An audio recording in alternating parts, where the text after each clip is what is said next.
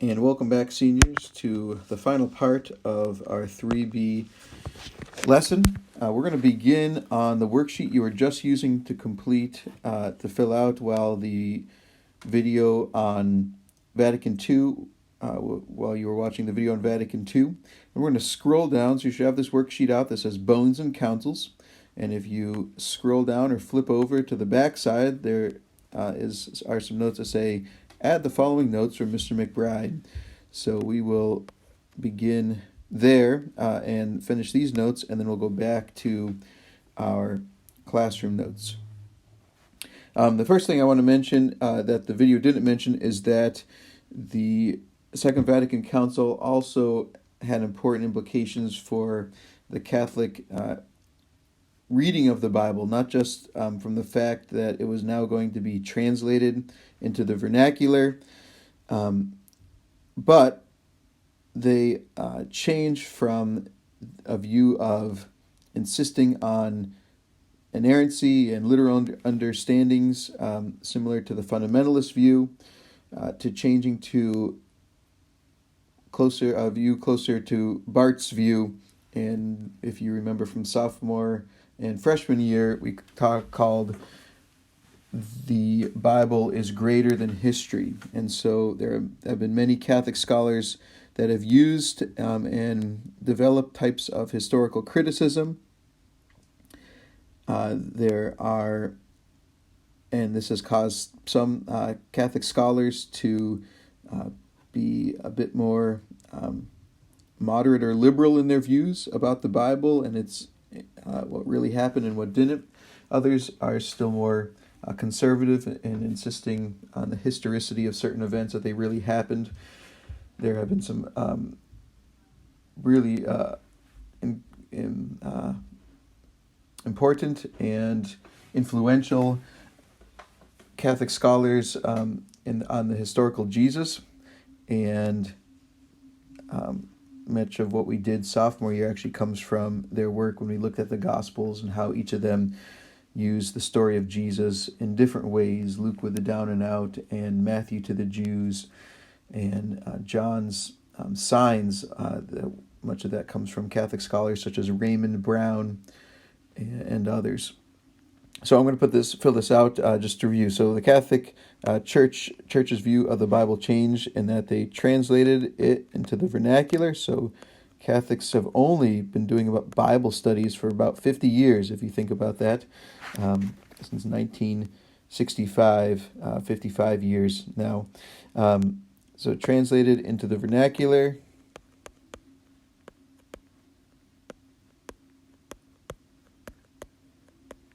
So that everybody can read the Bible.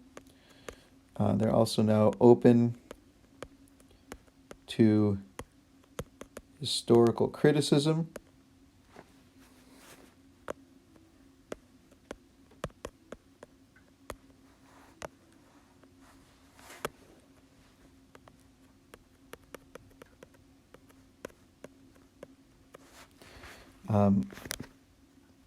And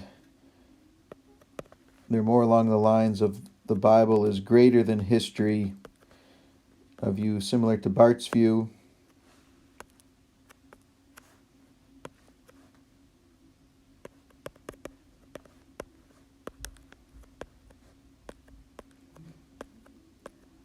Popes have not made it where every Catholic has to believe, but popes such as John Paul II and others even wrote that they believe that in evolution, that a theistic evolution, that God was in control of evolution.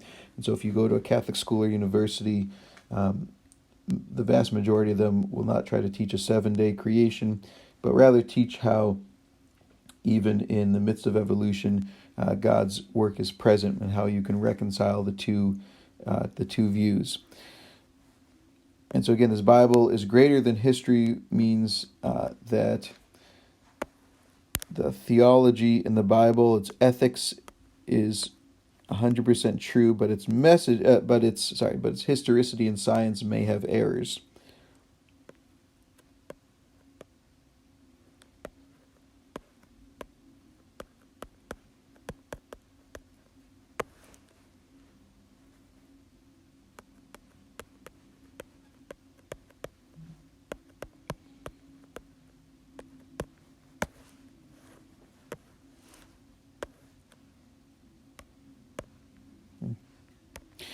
Sorry. But science and history in the Bible may be wrong.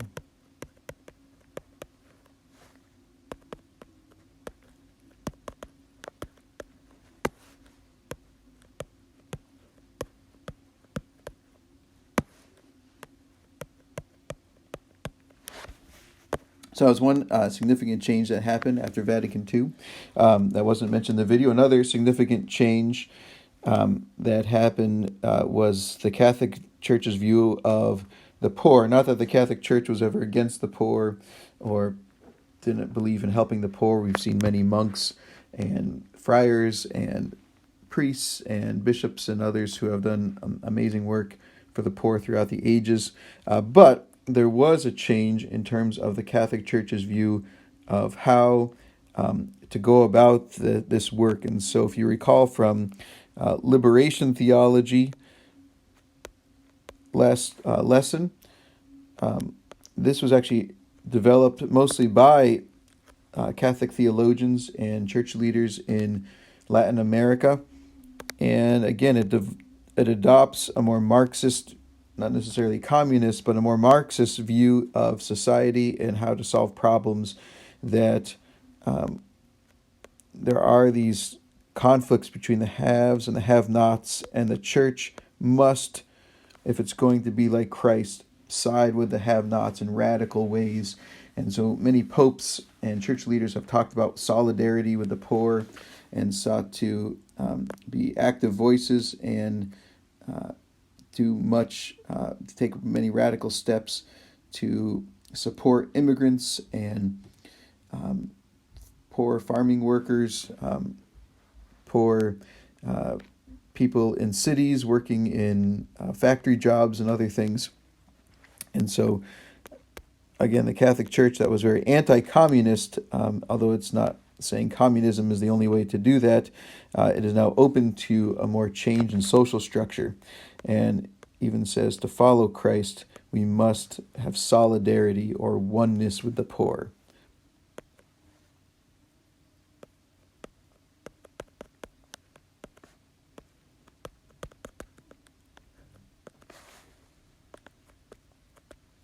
Solidarity, again, meaning that their struggles are our struggles. We can't just try to give to the poor to make ourselves feel better and help them for a moment. We must change the system so they can have equality.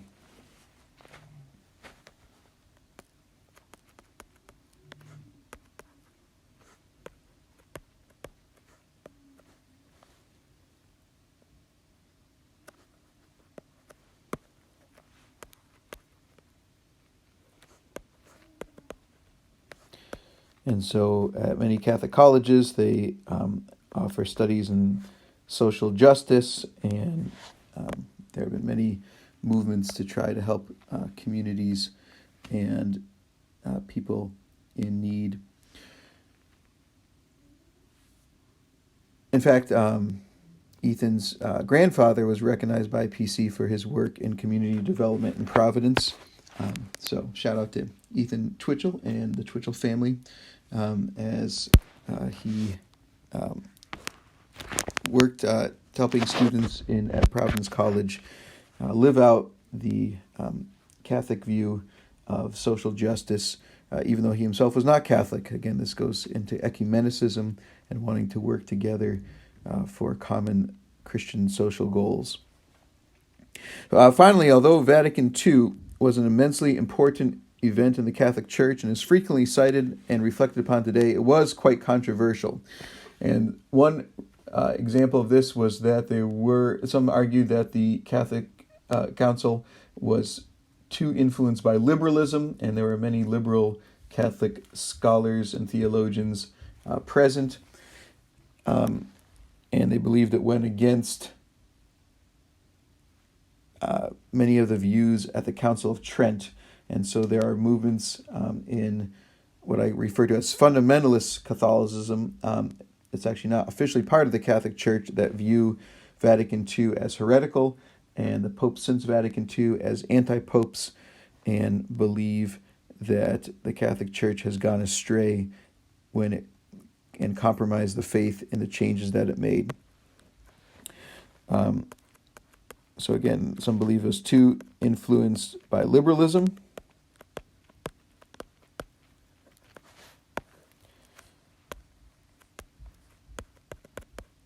And evidence could be in its acceptance of historical criticism, in its interreligious dialogue and ecumenicism, rather than insisting that the Catholic Church is the true church, and you must be Catholic to be Christian and to be in heaven. And there are other aspects as well. And some believe it went against a previous ecumenical council, most notably the Council of Trent.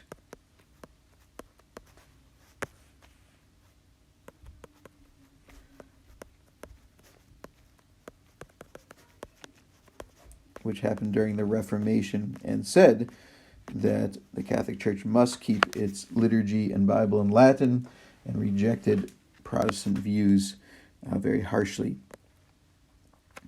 But the Catholic Church actually has been very active, particularly right after the council. If you remember, up to 20% of the bishops voted against the decisions repeatedly.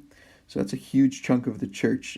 The Catholic Church today is about over 1 billion members, and has over 2,200 bishops. So you're talking about 220 bishops repeatedly said that the council was doing the wrong thing. The Catholic Church hierarchy was very outspoken against critics, and people who criticized Vatican II sometimes were even excommunicated. So this wasn't a kind of, well, the Catholic Church is going to change, but if you don't want to, okay. Rather, other than keeping an optional masses in Latin, but mostly changing to the vernacular, things were going to change. And if you spoke out against it and said the council was a sham, then you would be condemned. I wanted to show you real quick. I'm sorry I didn't load it up ahead of time. We're going to look at these pictures in a second.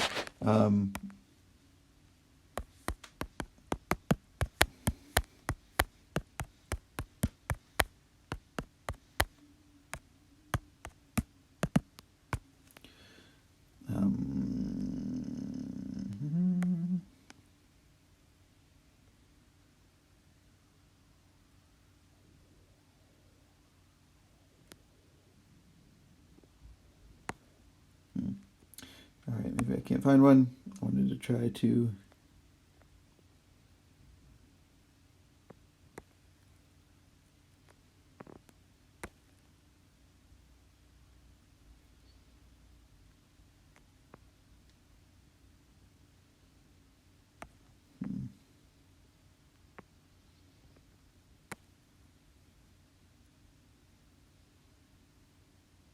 All right, I'm sorry. There was a great website I used to show with sources by people who were against the Catholic Church, and I apologize I didn't bring it up ahead of time. So let's continue now with our notes. If you go to Notability again, I'd like you to, or if you're on paper, go now to our notes that we were taking. So again, we're now in the document that says Roman Catholicism since World War II, and it's notes 3b. And we're going to look at this part of what happened since Vatican II. First of all, the papacy has been very much a voice of change. And so while previous popes were very authoritarian and, again, invoked papal infallibility and other such measures, recent popes have sought to be peacemakers and servants.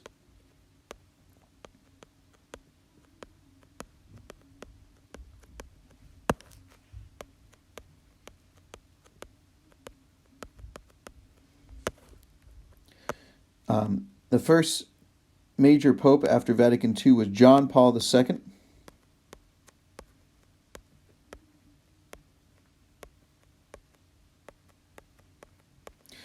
And he was pope from 1978 to 2005, so had a very long papacy. And he was the first non-Italian pope since the Renaissance. He was from Poland. He traveled greatly in order to build relationships and established a humble spirit in the papacy through his many apologies and public prayers for forgiveness for atrocities committed by the Catholic Church in the past. And that's really the key thing to note about him. He traveled greatly. He's the first pope to really leave the Vatican frequently. He had a humble spirit and gave many apologies and public prayers for forgiveness for the atrocities of the Catholic Church in the past. He was the pope who in 2000 had the Mass of Reconciliation, where he publicly and in front of everyone apologized for the things the Catholic Church has done against Protestants, against heretics, against women, against the Jews, against Muslims, etc., etc. And once you say you're sorry, that's what you can do. You then show you live it out, and he sought to do that. And so through John Paul II, the Catholic Church gained new relationships with Protestants, with the Eastern Orthodox Church, with Jewish leaders and communities, and even to some degree with some Muslims, although not as much as the other groups, as we have less in common, and there's been tensions with radical Islam. When he passed away in 2005, the next pope to be elected took the name Benedict XVI. If you remember, popes choose a name of a person they seek to emulate.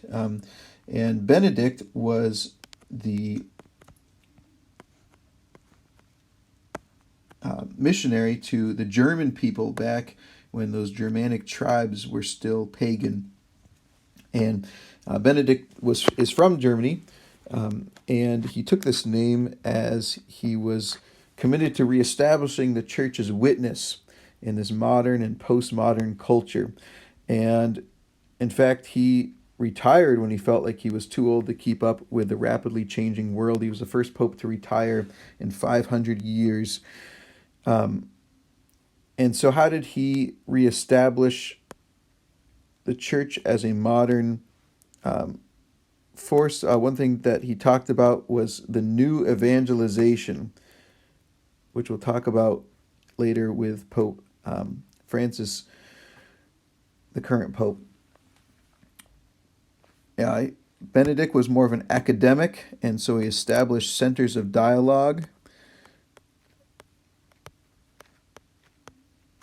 where Catholic scholars in different fields, such as the sciences or philosophy or theology, and others, politics, interact with non-Catholic theologians or non-Catholic philosophers or non-Catholic scientists. And there's a sense in which the Catholic Church wants to be on the forefront of learning rather than be on the backside rejecting everything new. And so there have been significant work by the Catholic Church in lots of different fields.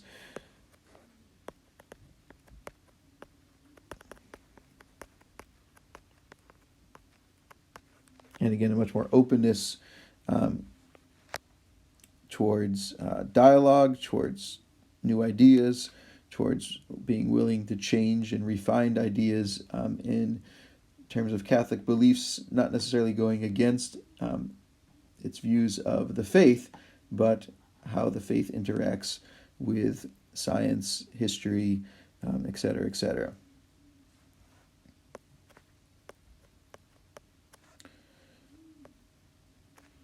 These centers for dialogue could also be religious. Again, there's a center for dialogue between Catholics and evangelicals in America.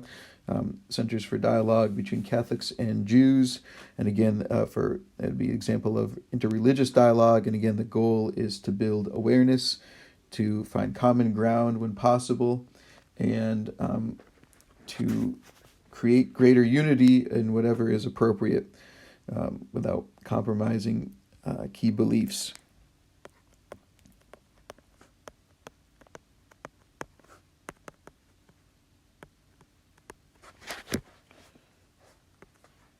So again, the goal is to build understanding and greater unity.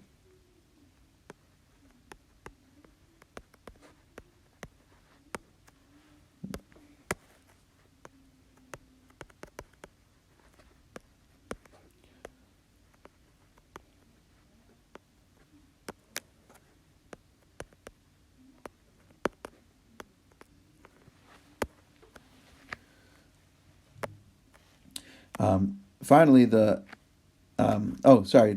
however, despite Benedict's work to try to bring the Catholic Church to the forefront of society, there were great setbacks, as it was during his time that there were these sex abuse scandals opened up. And really, as awful as the sex abuse was by priests, sometimes for decades, with hundreds or even in certain areas, I don't know if it ever reached into the thousands, not by one person, but by several people over time.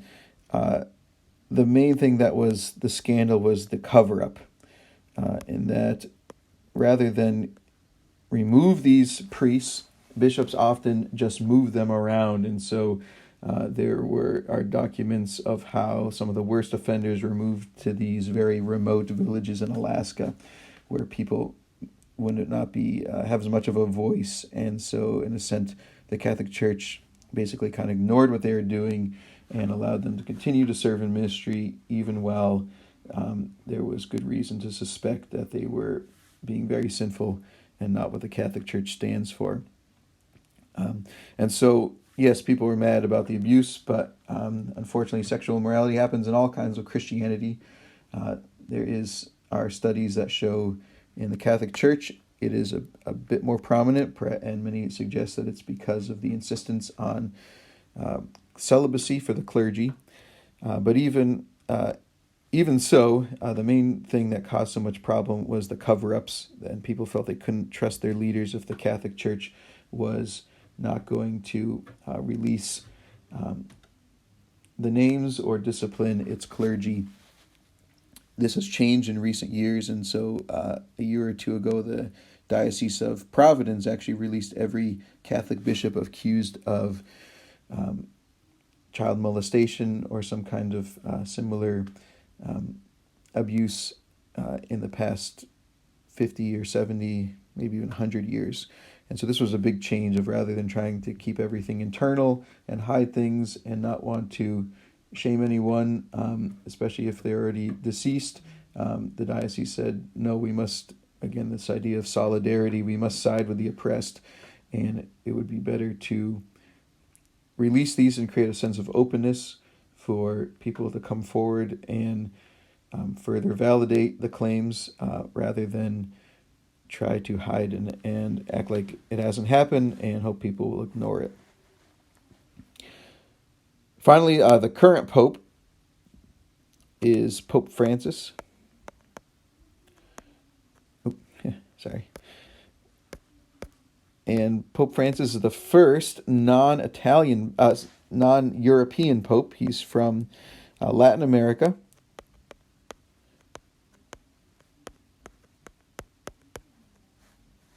You can argue, at least since Peter was Jewish, if you're going to take a Catholic view of the first Pope being Peter. And although he has an Italian background, he grew up and lived in Latin America and was an important archbishop there. And his name again is Francis. And if you remember from St. Francis, Francis had a heart for the poor, a heart for serving the least of these, a heart for restoration and peace. During the time of Crusades, he went and conducted missions trips to Muslim lands, while most of Europe was sending crusaders to go kill people they viewed as infidels. So a couple things to think about when you think about Francis: our humble service, while he was so today as the Pope, instead of living in the papal palace, he lives in a guest apartment. He frequently socializes with everyday people and outcasts. Again, he encourages this idea of the new evangelization of the West, meaning this evangelization driven by humble love instead of force. If you remember from last year, when Christianity spread, it was usually because kings, emperors, chief leaders, elders of tribes, some leader became a Christian, and they forced it on their village, their kingdom, their city, their empire, whatever it was. But this new evangelization is driven by love and by service, by creating relationships through ecumenicism and interreligious dialogue, and by showing the truth of Christ, not by worldly force, but by God's power to transform lives through his Holy Spirit. Yet in the midst of all these up-and-coming movements in the Catholic Church, there have been setbacks. First, as we saw when we studied in Europe, there's this increased secularization as we have postmodern consumerism, secularism, materialism. And so in many European Catholic countries and in America, the attendance at Catholic churches are rapidly in decline, and people are just not taking their faith seriously. I don't know what the current statistics are in Europe, but the Catholic Church in America dropped from being about 25% of the population to 20% of the population. And that's particularly true of younger people. And so again, many of those up-and-coming nuns, N-O-N-E-S, would come from Catholic families. And this is even more so in Europe. With this more increased secularization and with just a general culture that values pleasure and materialism, not many people, even if they're serious about their faith, have acted in the call of becoming a nun or monk or friar or priest. And so there's been a great decline in clergy, and some have called for an end to clerical celibacy, meaning that priests should be allowed to marry because the number of priests are in such decline, and priests sometimes have huge parishes, maybe 1,500 people at a good-sized Protestant church that would often have a staff of maybe 5 to 10 pastors, but sometimes these priests are by themselves, the only priest for all those families, and that's very taxing on the system. Some have also, more liberal Catholics have even called for women to be ordained as priests so that they can take on those priestly roles.